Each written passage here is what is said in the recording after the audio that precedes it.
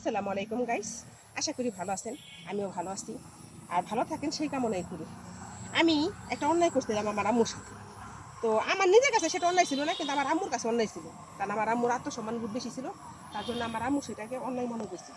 এটা যে কোনো হয়তো বা মনে করেন প্রেমই করছিলাম একজনের সাথে, যে তার সাথে আমি তাকে বিয়ে করব, তার সাথে চলে যাবো, তার আমি ভালোবাসি, এরকম কিছু একটা। তো আমার মায় আমার কয় সামনে ঈদের মধ্যে আমার মা আমাকে বাড়িতে রাখবেন। তো বাড়িতে রাখবেন, আমার মা আম্মু আমাকে বললো যে তুমি বাসা থেকে চলে যাও। আমি কই যাবো? পর আমার খালা এসে খালায় দেখে যে আমার উপরে আমার মা খুব খেপতো। আমার খালারা থাকতো একটু গরিব, থাকতো একটা বুতির মতো আর কি, একটা জায়গার মধ্যে ভাড়া থাকতো। তো আমার খালায় আমার নিয়ে গেল, বা চলো আমার সাথে চলো। তো খালামার সাথে গেলাম।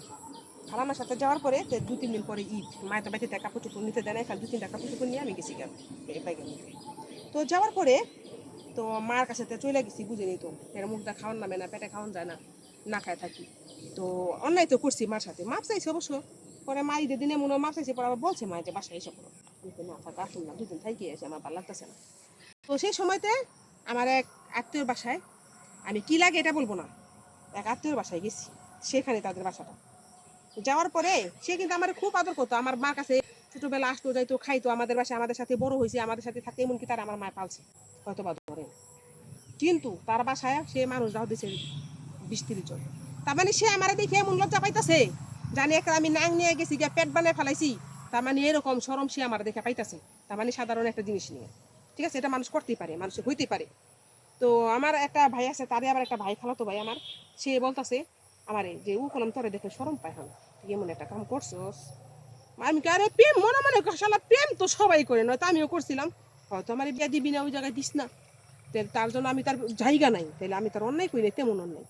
তারপরে আমার মা আমার ফোন দিছে, টুকলা হিসাবে বড় বাসা, আমি বলছি ঠিক আছে না, আজকে ঈদের দিন আর এখন না, তেহেন থাকি, সকালবেলায় চাইছে ঠিক আছে। তো মা তো রাগ করছিল, দেখে শুনে গেছি খালার বাসা। বিশ্বাস করবেন আমার হাতে টাকাও ছিল না, আমার পেটে এত খিদা লাগছে, খালার বাড়িতে খাই নাই, খিদা এই কাঞ্চি কাটছি খাইনি।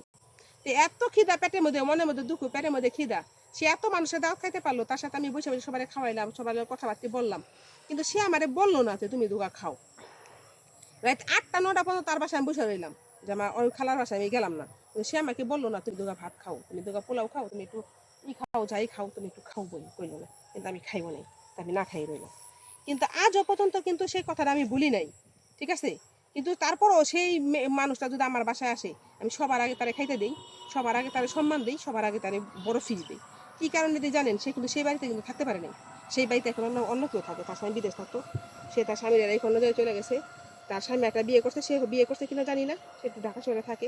কিন্তু আমার বাসায় কখন আসলে তার আমি বড় ডাকাইতে দিই, কেন দিই? কারণ সে আমার আত্মীয় আর কি। কিন্তু আজও পর্যন্ত জানেন সেই কথাটা আমার অন্তরে, আজও পর্যন্ত তারে আমি খুব শ্রদ্ধা করি, তারে খুব ভালোবাসি, সম্মান করি। কিন্তু আমার মনে পড়ে যে সে আমার সাথে কি করছিল, কথাগুলো কিন্তু আমি বলি নাই। তো মানুষ রে, কখনো আপনার বাসা যদি কেউ অনেক বড় অন্যায়ও করে, যদি মনে করেন তার পেট হয়েছিল, বাচ্চা ফালাই দিছে, একটা একটা বাচ্চা থুয়ে পড়ছে, একজনকে ছেড়ে দিয়েছে, নাং নিয়ে গেছে গা, তারপর যদি আপনার বাসায় যায়, তো আর কিছু করেন আর না করেন, অন্তত দুগা খাইতে দিবে। কারণ পেট এমন একটা জিনিস, বুঝছেন। আত্মীয় স্বজনে আমার কিন্তু অভাব নেই, আমার বাড়িতে কিন্তু অভাব ছিল না। আমার মা কিন্তু মাইসেরা খাওয়ায় পালছে আমার মা, ঠিক আছে। অনেক মানুষরা আমার মায় পালছে, অনেক মানুষরা আমার মায় বড় করে দিছে, কিন্তু তার মেয়ে আমি, তার সাথে একটুখানি সমস্যা হওয়াতেই আমি কিন্তু আমার কিন্তু দুগা দেয়নি। তাহলে মনে করুন ওই কথাটা কিন্তু একটু দিয়েন মানুষকে, বুঝছেন। মানুষে কিন্তু দুগা খাওয়াইলে আপনি কিন্তু কমবো না, মানুষের দুগা খাওয়ানোর চেষ্টা করবেন, তাহলে ভালো থাকবেন। এটা হচ্ছে আমার আর কি অনুরোধ, বুঝছেন না।